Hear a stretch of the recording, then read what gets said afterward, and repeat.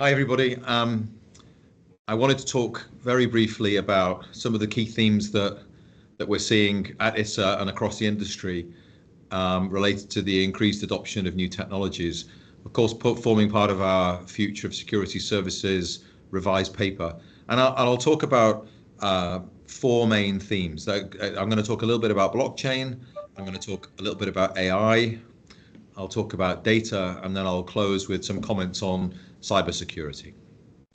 So blockchain has been a fear of missing out topic for some years now. Obviously at ISA we've been very heavily involved in work on this. In fact, our DLT working group is the largest working group in terms of participants, and the organization's done a lot of work looking at blockchain and its applications. I think it's probably fair to say that the industry is somewhat underwhelmed with the extent to which blockchain has actually impacted the industry, and I think that's as to be expected, because what we expected it to do was probably pushing the envelope a little bit too far. I think we're in an interesting era now, and the reason I say that is in Europe we're very fortunate to have quite advanced regulatory environment around the use of digital securities, which has enabled us now to move forward with a number of projects here. And the one that many of us are currently working on are the ECB trials, working with the ECB, the Bundesbank, the Banque de France and the Banque d'Italia, using settlement on-chain with a CBDC, a central bank digital currency, issued by those three central banks. Will be going into issuance process with real securities, with primary and secondary market settlement, and that piece of work will continue. Started in May, it's going to continue through towards the end of the year. I think that's going to be a really important step now in terms of the industry moving towards a blockchain-based settlement system, or even just testing whether on-chain settlement against digital currency with digital securities can actually work.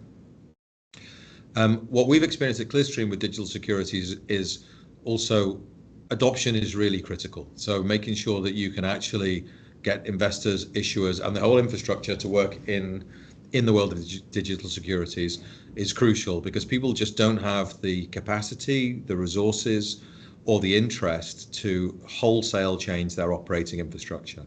So you've got to make the migration to the new digital securities as simple as possible. And I think we're a good benchmark for that with the work we've done with D7 at Clearstream, with now more than 40,000 securities issued. But the investors and issuers really don't know that they're buying a digital security, because we've kept the existing settlement and custody rails in place to improve the adoption.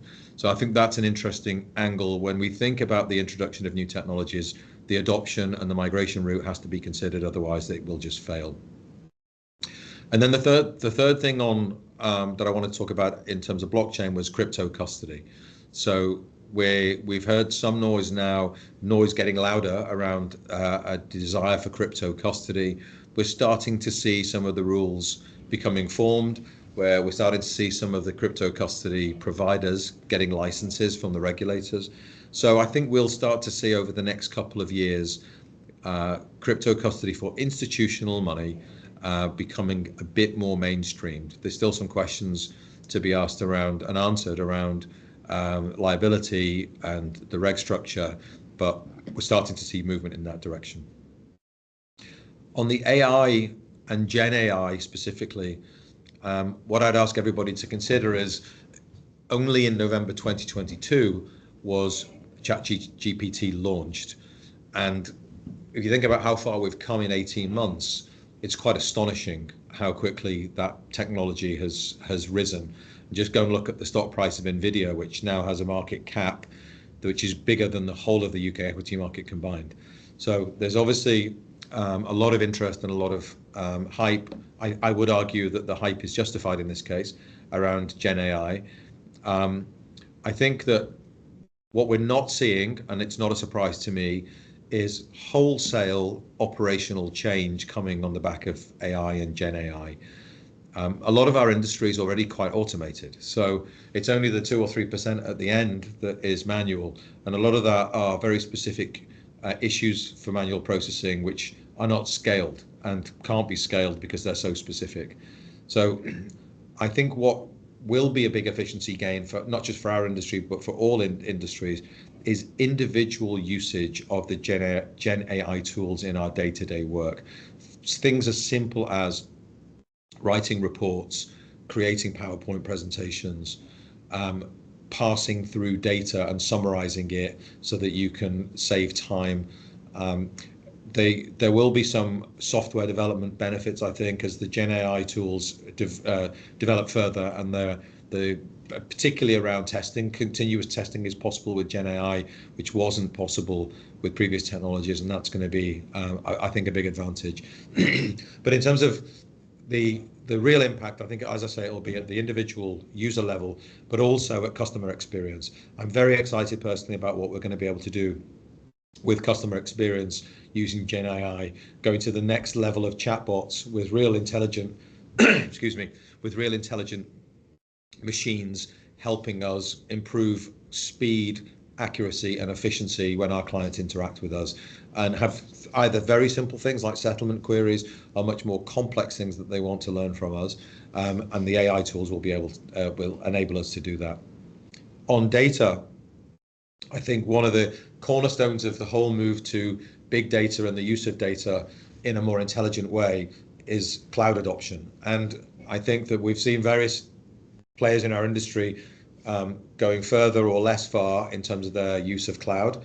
You really cannot leverage the power of data unless we move into a cloud native environment.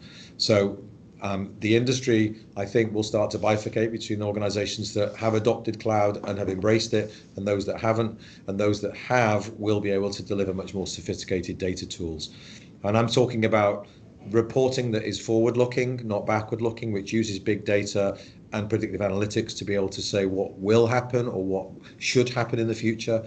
And in our industry, we've often looked backwards, not forwards. And also, in the same vein, looking at how do I deliver insights either to my own people to make us more efficient, or to my clients to make them more efficient and helping them make money.